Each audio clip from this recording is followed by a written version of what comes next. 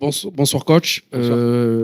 Question, est-ce que l'action où Verdun coupe Greenwood, est-ce que c'est un tournant du match? Est-ce que pour vous, l'arbitrage global de Benoît Bastien a conditionné la rencontre? Non, je suis jamais sur l'arbitrage et juger un résultat par rapport à l'arbitrage. C'est deux moments importants dans cette première période. Le premier, c'est celui avec Ngoy sur Pacquiao et le pied au niveau du visage, qui, à mon sens, aurait pu être apprécié ou interprété d'une façon différente. La situation de Mason, la façon dont on me l'explique, on considère qu'il n'y a pas annulation d'une action de but.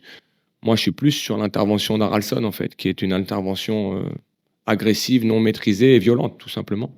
Après, je ne suis pas là pour commenter les choix de M. Bastien. C'est à l'appréciation de chacun.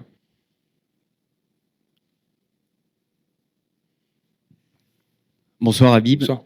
Est-ce qu'il n'y a pas quand même un regret sur cette deuxième période où on a senti que votre équipe a eu un temps fort, on va dire, d'une vingtaine de minutes et où finalement il y a eu beaucoup de ballons, beaucoup de centres, mais quasiment, je crois, aucune frappe cadrée, sauf si je me trompe, peut-être une en deuxième période. Est-ce que c'est pas ça aussi un peu le regret? Vous menez au score, vous faites vite égaliser, mais vous avez encore quand même des situations et vous concrétisez pas.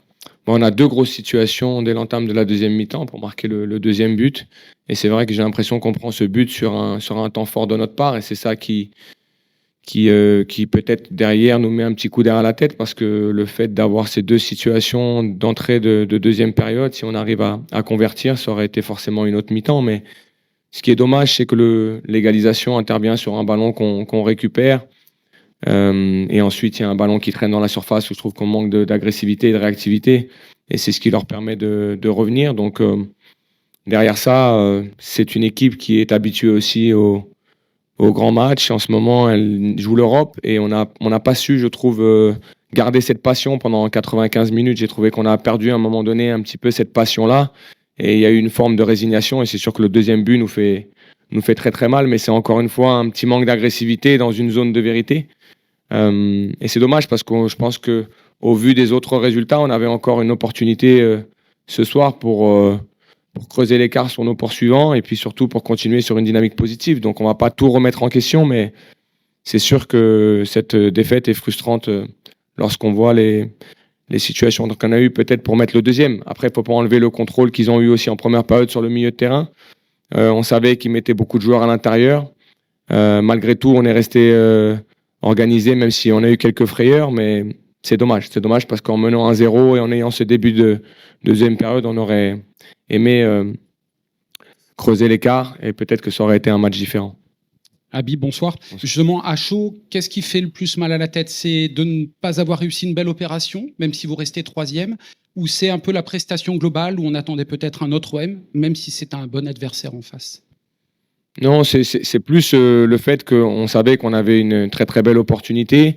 Je vous l'ai dit, on savait aussi qu'on n'allait pas contrôler le match de bout en bout parce que ça reste une belle équipe. Le fait qu'ils aient chargé l'intérieur du jeu, on a eu quelques problématiques sur cette possession qu'ils ont eue à l'intérieur, mais je trouve qu'on a malgré tout été dangereux sur des notions de transition à la récupération et le but vient encore d'une situation de verticalité et d'appel de cette profondeur et qui est un beau but. Ce qui est dommage, c'est ce que je vous dis, c'est que le premier but de Lille, l'égalisation arrive vraiment dans un temps fort de notre part et c'est peut-être là où on a manqué d'agressivité et de concentration sur un moment du match qui est très important, tout simplement. Donc après, la dynamique positive, elle s'arrête en termes de résultats. Pour autant, on ne va pas tout remettre en question. On est toujours troisième, c'est l'aspect positif en quelque sorte si on regarde le classement.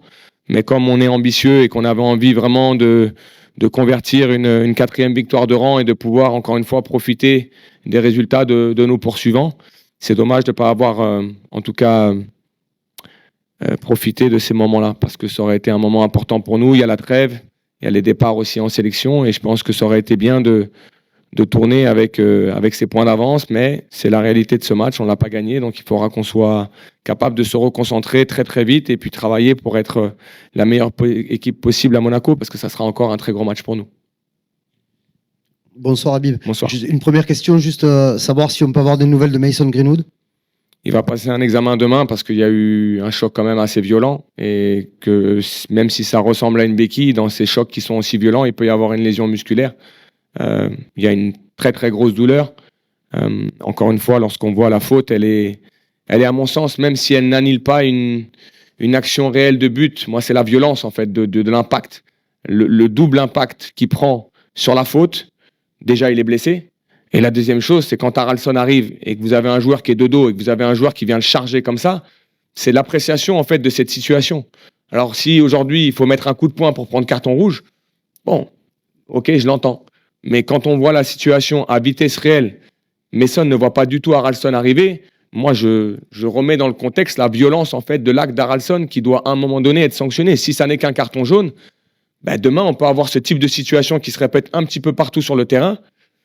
Bon, ils ont jugé que c'était comme ça. Je vais pas, mais en tout cas, ce qui est sûr, c'est qu'on a un joueur qui est blessé et bel et bien blessé. Et ça a aussi modifié notre match parce qu'on connaît aussi l'importance de Messon dans notre jeu sur l'aspect offensif. Et tu le disais, il y avait une belle occasion de faire un petit écart, quoi. Là, il y a un mini-championnat qui va démarrer à 7 journées de la fin entre 4 équipes qui se tiennent en 3 points, entre 49 et 46 points. Je sais qu'on va penser, après la trêve, au prochain match. Mais qu'est-ce qui peut faire la différence dans cette dernière ligne droite entre ces 4 équipes qui sont quand même assez solides et qui ont des dynamiques un peu différentes? Je l'ai dit, garder de la sérénité dans tout ce qu'on vit. Mais je l'ai dit aussi quand on gagne des matchs, c'est-à-dire de rester froid en émotion et de ne pas considérer qu'on a fait ce qu'il fallait. Il reste 7 matchs, il y a 21 points à prendre, c'est beaucoup. Et il faudra qu'on soit le plus calme possible dans les bons moments et dans les moments qui sont un petit peu plus difficiles. Ce soir, c'est un moment un petit peu plus difficile pour nous parce qu'on avait à cœur de, en quelque sorte, reconquérir notre public avec une dynamique qui s'installe dans le temps, avec un match référence aussi pour nous à domicile. Ça en prenait le bon chemin et malheureusement, il y a une déception pour tout le monde. Mais cette déception-là, il va falloir la digérer, que les joueurs qui partent en sélection fassent aussi attention à eux et qu'ils reviennent avec un état d'esprit frais pour aborder ce match de Monaco qui ne sera pas facile, mais qui aujourd'hui doit être un magnifique challenge pour nous, tout simplement. Oui, bonjour coach. Bonjour. J'avais une question sur Aubameyang. C'est un joueur qui fait beaucoup d'efforts sur le front de l'attaque, notamment dans le pressing, mais qui dans le jeu a parfois du mal à être trouvé par ses coéquipiers, contrairement à Amine Gouiri qui, dès lors qu'il est rentré sur le terrain, a participé au jeu, a créé pas mal de situations. Est-ce que justement il y a eu une interrogation sur vous, sur le 11 de départ, notamment sur les 2 profils des attaquants? Non, on y a pensé, j'en avais parlé, on a pensé à démarrer à 2 devant, mais avec la surcharge qu'ils ont au milieu, ça nous aurait exposé un petit peu trop, et on l'a vu lorsqu'on est passé avec 2 attaquants, on a perdu un joueur au milieu, et ce contrôle-là, il était nécessaire sur le début du match, tout simplement. Il ne faut pas oublier qu'Amine revient aussi de blessure, donc il n'a pas eu 90 minutes dans les jambes depuis le match de Brest. On a essayé de le ramener un maximum aussi par l'entraînement. C'est une option qu'on a prise ce soir. Amine est rentré dans ce match. Il nous a amené aussi sa qualité technique. Maintenant, on sait aussi qu'à partir du moment où on met un joueur de plus en haut, on en perd aussi un au cœur de ce milieu de terrain. Et dans ce milieu de terrain, on a besoin de joueurs qui sont capables aussi d'apporter cette densité-là. Quand on perd ce rapport numérique-là, on est un petit peu plus en difficulté. Après, l'objectif là aussi, c'était d'aller chercher le match comme on l'a fait contre Auxerre. Ce qui est dommage, c'est que le but vienne d'une situation qui, pour moi, est évitable dans ce qu'on vit dans ce match, parce que ce sont 2 situations où le premier, on récupère le ballon et c'est un ballon qui retombe dans notre surface où on doit mieux réagir et être plus agressif. Et le deuxième, c'est un duel sur un centre où je pense que malheureusement, on est dominé sur cet aspect-là. Après, c'est des choix qu'on fait. Amine est un joueur très important pour nous. Par moment, on ira chercher peut-être un petit peu plus de monde en haut et moins de monde en bas, mais je trouve que par rapport à l'adversaire, et ce qu'ils sont capables de faire et ce qu'on avait observé, et par exemple à Rennes, ils avaient vraiment contrôlé l'intérieur du jeu, et Ben Taleb, Boadi, Haraldsson sont des joueurs qui ont beaucoup de mobilité, et nous, dans un premier temps, ce que vous voulez, c'est d'avoir un bon équilibre. Et je pense que sur la première période, on a montré quand même de l'équilibre, malgré le fait qu'ils ont amené Muko dedans et qu'ils avaient une supériorité numérique, mais on a réussi à profiter aussi de la transition. Donc, sur ce choix-là, il est assumé. Et on part du principe que c'est aussi nos impact players qui doivent nous amener à avoir une autre dimension sur le match. Il n'y en a pas 15 qui peuvent démarrer, il faut que je fasse des choix et les choix ont été faits ce soir. coach, dans cette saison et peut-être même la précédente, parfois les défaites, la moindre défaite était vécue un peu comme un psychodrame. Est-ce que vous l'avez un peu dit là en disant faut pas tout remettre en cause, votre discours ça va être de rester positif, et justement comment on fait pour faire comprendre que voilà que faut rester lucide, qu'une défaite ça arrive et que vous restez troisième, voilà, avoir ce discours positif? Non, on l'aura, ce discours positif. Je l'ai eu après Brest. J'étais là, ici, depuis 24 heures. Et c'est ce que j'avais dit. C'était un moment difficile. Mais on est resté concentré. On est resté aussi lucide sur ce qu'on vivait. On est parti en stage et derrière, on a enchaîné. On a eu ce contre-coup aussi sur la Coupe de France et on a réussi à se remobiliser. Et 3 jours après, on allait faire un résultat contre Toulouse à Toulouse. Donc, l'objectif qu'on a maintenant, c'est de ne pas s'apitoyer sur notre sort et de savoir qu'il y a 7 matchs. Et je vous dis, c'est les équipes qui seront à l'arrivée, ce seront les équipes qui vivront le plus sereinement ces moments-là. Lille sort d'un moment très compliqué. Là, ils arrivent à redresser un petit peu la barre. On voit que certaines équipes, aujourd'hui, sont sur une grosse série. Je prends l'exemple de Monaco. Donc, il faut vraiment essayer de ne pas rentrer dans ces émotions. Quand elles sont positives, il faut rester tranquille.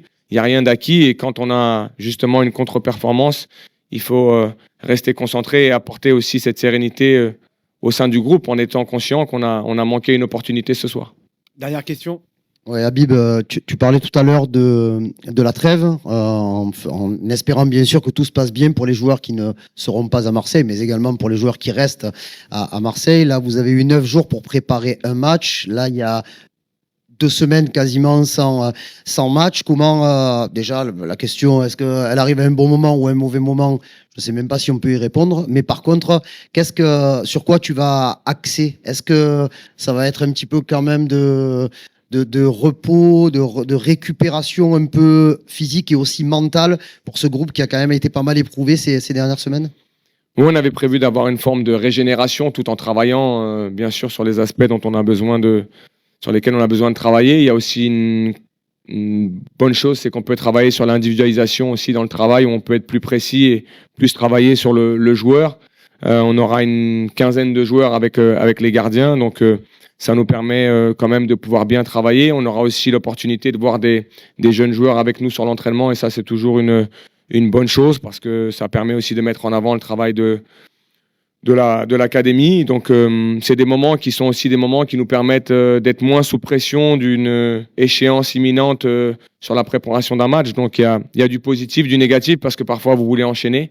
Mais ce qui est sûr, c'est que ceux qui vont partir en sélection doivent justement être à 100% avec leur sélection et penser à leur sélection.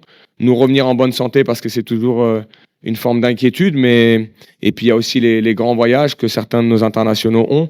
Et pour ceux qui seront avec nous à la commanderie, on va travailler et on fera en sorte qu'on travaille dans une bonne ambiance. Ce que j'ai dit ici, et ça peut paraître bizarre parfois, mais je ne veux pas que l'humeur de l'équipe et du club soit dictée par les résultats. Parce que sinon, ça veut dire que aujourd'hui, vous n'êtes pas dans une ambiance de travail que vous avez déterminée. Si l'ambiance de travail est déterminée par les résultats, même si je sais que c'est impactant, mais nous, en tant que staff, et j'invite toujours mon staff à être avec cette énergie-là positive. L'humeur d'un club ne doit pas être liée aux résultats. Elle doit nous amener à avoir toujours la même humeur, de façon à avoir une régularité dans ce qu'on vit au quotidien, dans ce qu'on transmet aux joueurs, de façon à ce qu'eux ressentent cette énergie positive. Et quand on les reverra dans quelques jours, il faudra qu'on soit très positif, travailler sur ce qui n'a pas été, parce qu'il y a des choses qui n'ont pas été ce soir, notamment dans cette passion qu'on doit dégager pendant 95 minutes. Et encore une fois, athlétiquement, je trouve qu'à un moment donné, on a un trou. Et ce trou-là, il nous coûte énormément ce soir sur la prestation. Et donc, ça veut dire qu'il faut encore travailler sur ces aspects-là. Et vraiment la dernière, vas-y Baptiste. Juste une dernière sur Greenwood, même si on ne sait pas la gravité de sa blessure. Quoi qu'il en soit, il ne sera pas là contre Monaco. Et ça, c'est quand même un gros coup dur pour vous. Cette trêve, ça va être aussi l'occasion, j'imagine, pour vous d'essayer de trouver le meilleur système pour le remplacer quand on sait l'importance qu'il a, que ce soit dans les stats ou dans le jeu, dans cette équipe. Oui, vous savez, on avait parlé de ces cartons jaunes. Et c'est aussi pour ça que ce soir, on a fait des choix sur le système, sur les hommes, parce qu'il ne faut pas oublier que la ligne défensive, vous avez quand même 3 joueurs qui étaient sous 4 cartons jaunes et qu'on a un match important à Monaco. Donc, on ne pouvait pas se permettre de perdre trop de joueurs défensivement avec la blessure de Naïef. Donc, il fallait qu'on fasse des choix aussi sur cet aspect-là. Mais Son était aussi à 4 cartons jaunes Et en quelque sorte, je vais vous dire une chose, je l'avais prévenu sur la provocation éventuellement des adversaires, d'essayer de ne pas réagir. Mais quand je vois l'image, franchement, quand je vois l'image, je me demande comment il peut ne pas réagir. Parce que la charge, quand elle arrive, elle est violente à mon sens. Et je peux comprendre qu'il y a une forme de réaction, d'orgueil, de crainte aussi, parce que je pense qu'il a senti le coup et la charge. Et peut-être que sa réaction, elle est liée à la peur. Et c'est là où je pense que dans l'analyse de la situation globale, je trouve que de sanctionner de façon égale ce que vit Mason et ce que peut provoquer Verdonk ou Haraldsson, ça me paraît en tout cas pas en adéquation avec ce qui s'est passé. Donc pour nous, c'est un coup dur parce qu'on perd Mason sur ce 5e carton jaune, mais c'est aussi un coup dur parce qu'il est blessé. Et qu'aujourd'hui, c'est un joueur qui nous a manqué sur la globalité du match, dans sa qualité, dans ce qu'il peut nous apporter. Et que la très grosse faute de Verdonk et pour moi l'agressivité démesurée d'Haraldsson fait que nous, on a perdu un joueur, eux n'en ont pas perdu. Merci beaucoup. À tout de suite.